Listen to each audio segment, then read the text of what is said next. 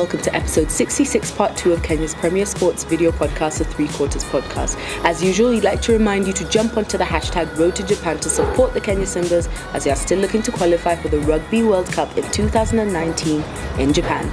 I'm Jimmy Duffield. And I'm Ngaro Kamuya. That's always a mouthful, man. You're done and then you're like, anyway, so there's no bad man. Yes.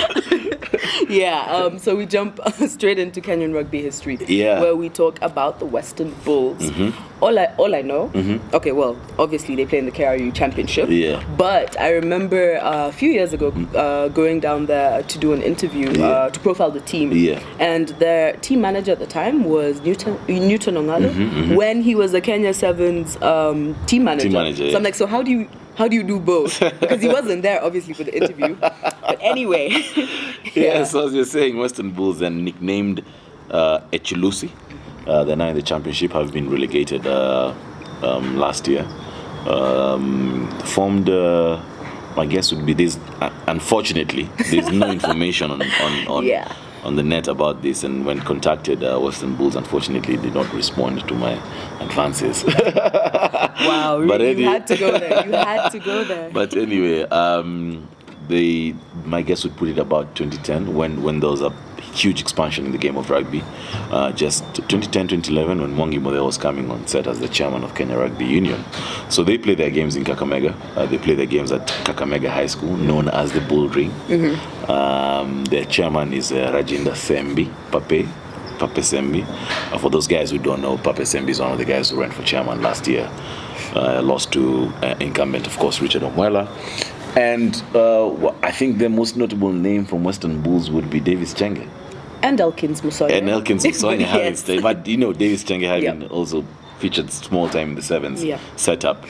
Now at KCB, of course, but he would be the most, I think, the best export. So that's Western Bulls for you. I think they, in my opinion, is that they do a very good job in terms of, because first, let's be honest, the talent in terms of rugby and the physique is that side of the country. It's in Western Kenya. Hotbed of Kenyan rugby is Western Kenya.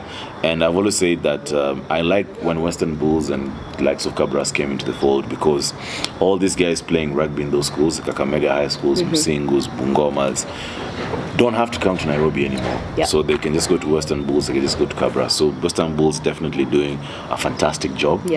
And they are also, I've never been there, but I've been told that Western Bulls is known to have a very toxic man of the match cocktail. They even drop an egg. Raw egg inside. But anyway. That sounds vile. But anyway, that's Western Bulls for you. And that's our team this week. Now, just remind me, which South African team did William Baka go to play for? Was that Western Province? Yes. So I remember when he moved, and someone wrote on a page on Facebook, Atinai, ni Western Province. William Baka metoka Queens doende. Ni Western Bulls. That had me. I was like, unfortunately. Oh, wow. Yeah. Anyway, moving on swiftly. Moving on. Shorter version of the game. Kenya Sevens performance in Hong Kong. In Hong Kong, the first thing I'd say is that in the lead up, there was a video by Rob Vigerman, former England captain, and he was talking about the breakdown, dominance of the breakdown, and he said that the team that has been most successful at the breakdown has been Kenya. The team that has dominated the breakdown has been Kenya. Of course, in sevens. So that was very evident in Hong Kong. The physicality of the breakdown is amazing. It's when you watch. I remember I saw a tweet from former Kenya Sevens player Lavin Asego saying that back in the day they used to use our videos to say what you're not to do in the games. So now it's good to see that they're using our videos to say what guys should be doing. The physicality of the breakdown was amazing. Oscar Uma led from the front. And man, that guy's like a raging bull. Like, the number of guys he's knocked down this weekend is amazing. Collins Injera. For what Collins Injera has lost in pace, he's gained immensely in rugby IQ and maturity. He's playing some. I've not felt this excited watching Colin Sinjera play since long time. Since the 2009 season when he was the top try scorer. He controlled the game very well. He controlled the pace very well at sweeper. And he got a couple of tries also in Hong Kong. So look, the guys getting to the main cup final is amazing, and this is the second one. Look, before Vancouver, it was Singapore. Before Singapore was New Zealand, maybe a year or two before that. Before that, it was Adelaide in 2009. So in one season to get to 2 cup finals and back to back. It's amazing. Like what these guys are doing is very good, and it just goes down to the hard work that Innocent Simi is doing. Namkos, I said when he was appointed, Namkos is. We said. Before the podcast when he was appointed. I'm saying before the podcast.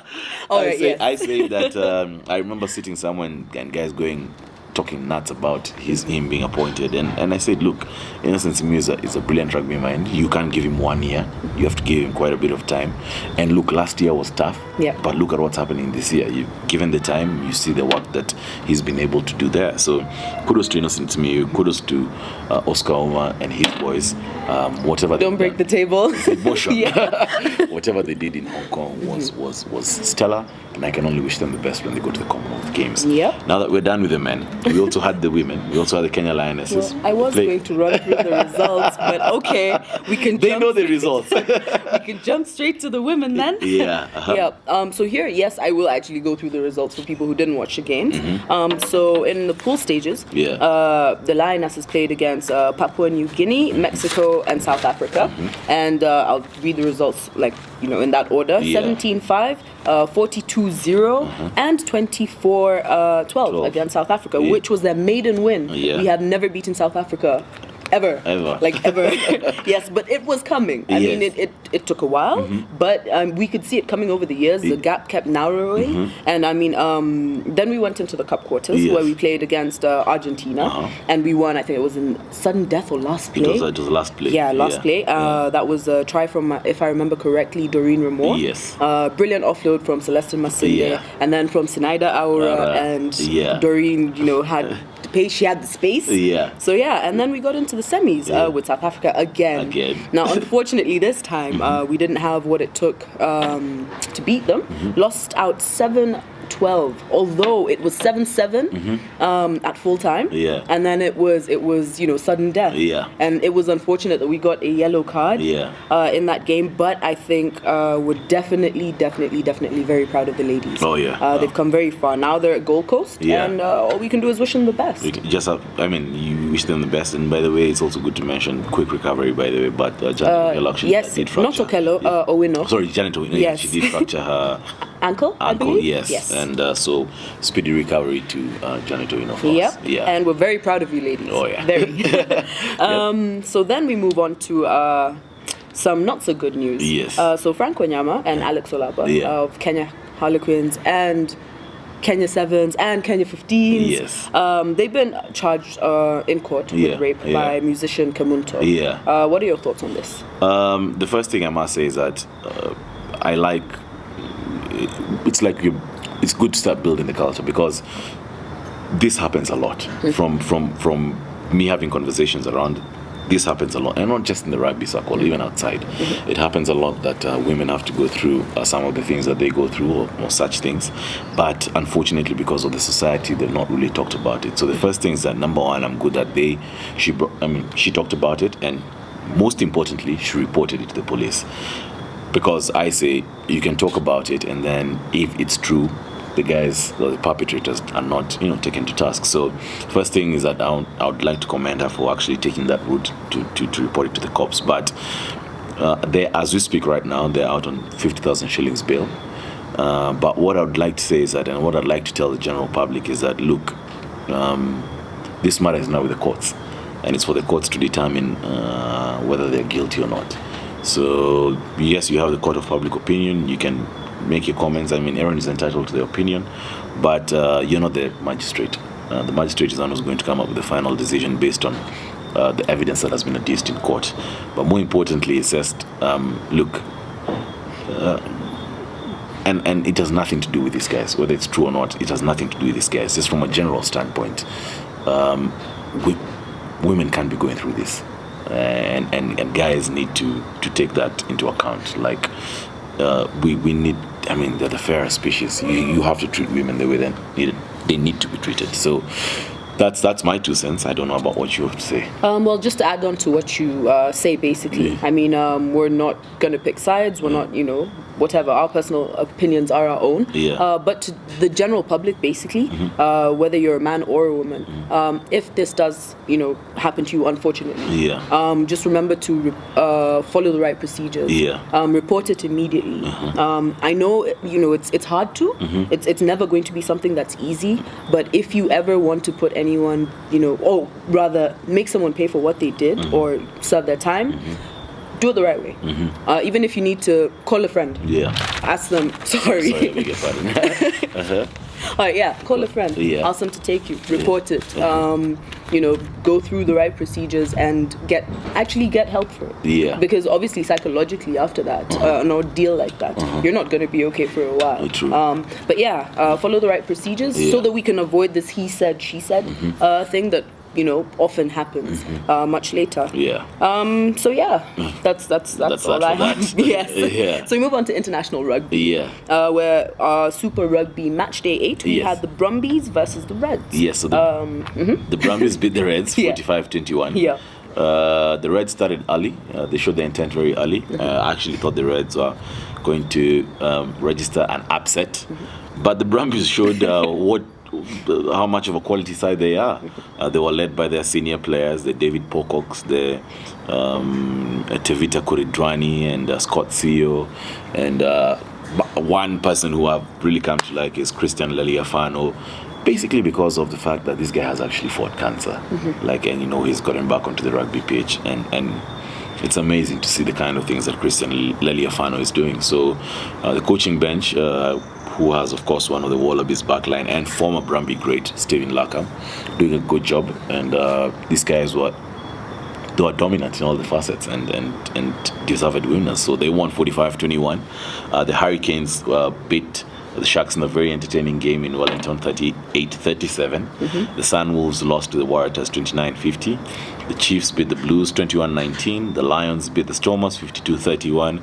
Then the Jaguares lost to the Crusaders 14-40. All right. Now, still on international rugby, we have Juan Martin Hernandez. And he announced his retirement from all rugby at 35. That's roughly around 20 years in the game. And to be called the magician, man, I'd love to meet him. El Mago, as I say in Spanish. Anyway, so Juan Martin Hernandez, he played 74 times. He was capped 74 times for Los Pumas, the Argentina national team. He had a stint at Stade Francais, and that was the most popular stint he had in Stade Francais. But I think Juan Martin Hernandez came to the fold in 2000 at the 2007 Rugby World Cup.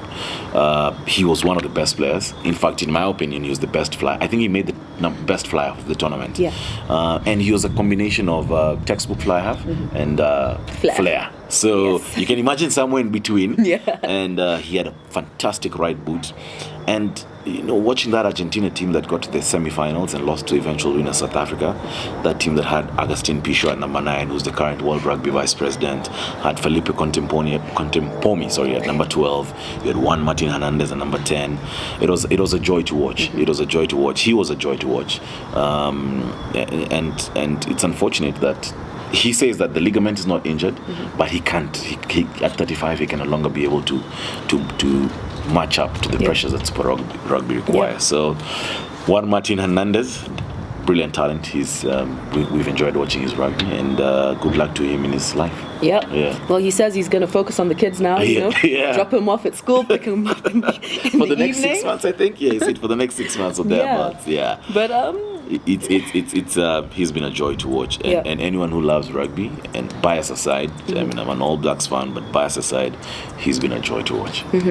Well, guys, I want to know what you think of our Kenya Sevens, that is male and female, performances in Hong Kong. And I mean, do you want to wish them well? If you do, come onto our pages.